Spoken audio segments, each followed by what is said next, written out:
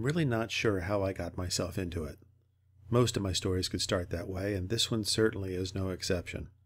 There I was, at the final night of Christmas choir practice, sitting next to Leslie, my current 5th grade crush.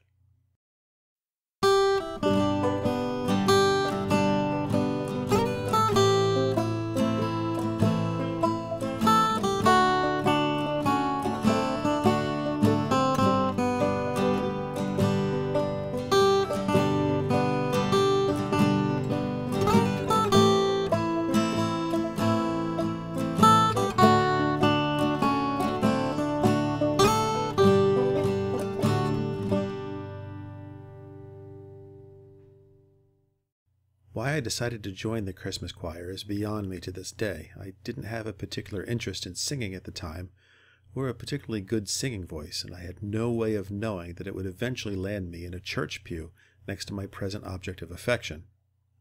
In fact, the whole recruiting process remains fuzzy to me. If I didn't know better, I would blame some sort of conspiracy.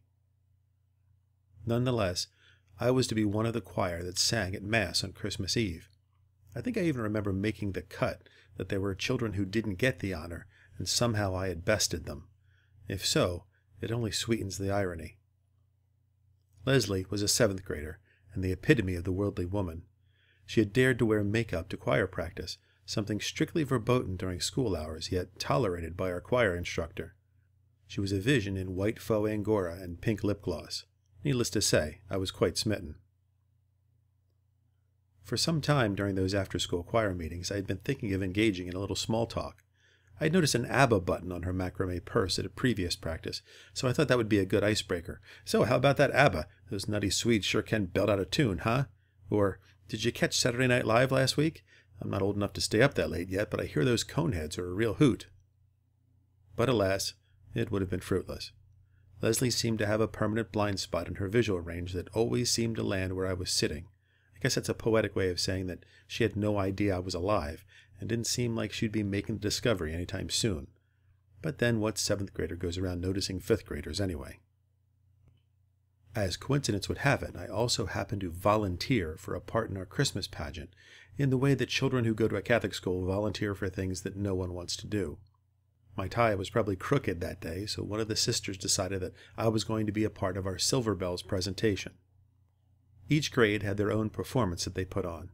Our presentation was a quaint little downtown scene, complete with buildings, streetlights, reindeer, a Christmas tree, and a traffic light. As is tradition in pageants such as these, children were assigned the roles of inanimate objects with little beaming faces poking out of them.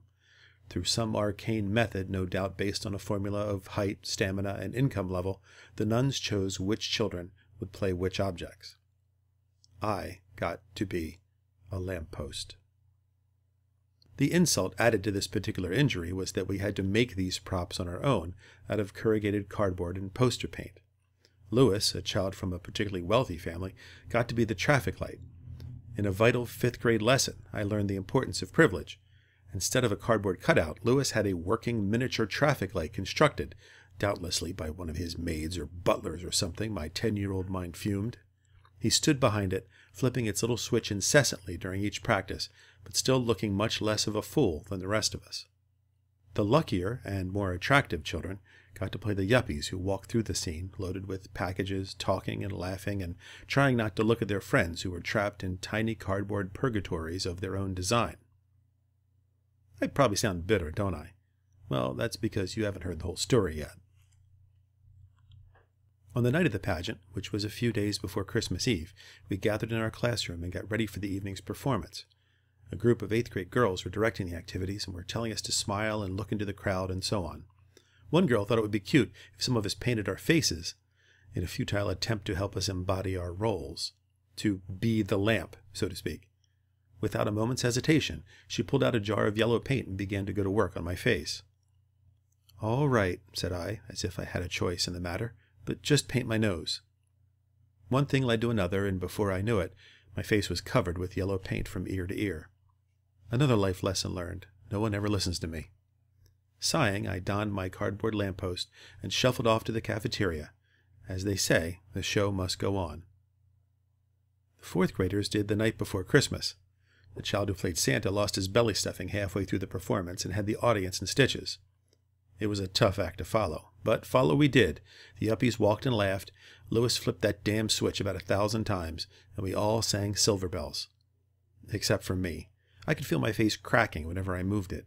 I remained perfectly still, held my little cardboard gas lamp, and tried to look like none of this was my idea at all. After the pageant, I retired to the boys' room to try to wash the paint off of my face. The paint, however, had other plans for the evening. It was poster paint, not face paint. The most I could do was crack it and peel it off my already red face. Tiny welts appeared beneath every flake I pulled off. Pressed for time, I halted the process to bolt to the church for choir practice, my cheeks still covered with flakes of poster paint, the color of French's mustard. It was all quickly forgotten when I took my usual place next to Leslie. Today was different, however. Leslie noticed me. She turned, looked at me as if I was a real, living, breathing human being. I was thrilled. The evening was going to turn out all right after all. All of this time sitting next to her at choir practice, and finally she noticed me.